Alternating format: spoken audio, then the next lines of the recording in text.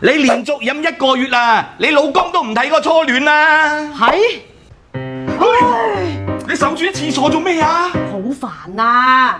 咩事啫？我老公下個月同學聚會，話帶埋我一齊去喎，點算啊？你咁嘅樣貌又係嘅。最主要係佢初戀都去咧，我人見人愛，車見車載，冇可能輸俾佢噶嘛。咁你要努力咯。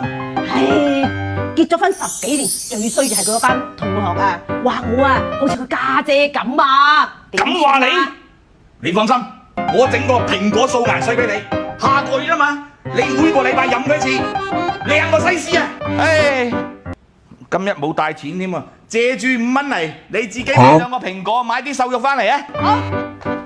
記得啊，要青蘋果啊！好咧，煲湯咧就一定係要用青蘋果嘅，平時食咧就用成熟嘅蘋果。青蘋果一定要用皮，所以我哋咧一定要浸下啲蘋果，去咗啲龍殘啊、防腐劑啊，浸佢20分鐘啦。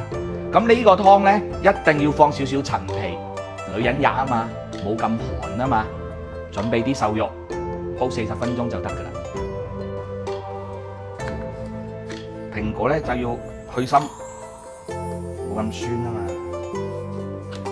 瘦肉咧就飛水，係啊。好，水滾，將啲百合啊、淮山、無花果、陳皮咧浸咧，唔使刮囊啊，啲好陳皮得噶啦。蘋果咧放埋落去，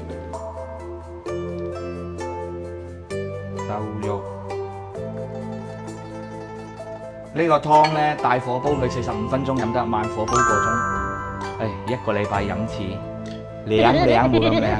呢個湯啊，入邊有橙皮苷啊、黃酮類嘅微量元素啊，所以有抗衰老嘅作用。哇，好香啊！哇，整翻碗你飲啊！哇，老細飲完我係咪唔使開美顏啊？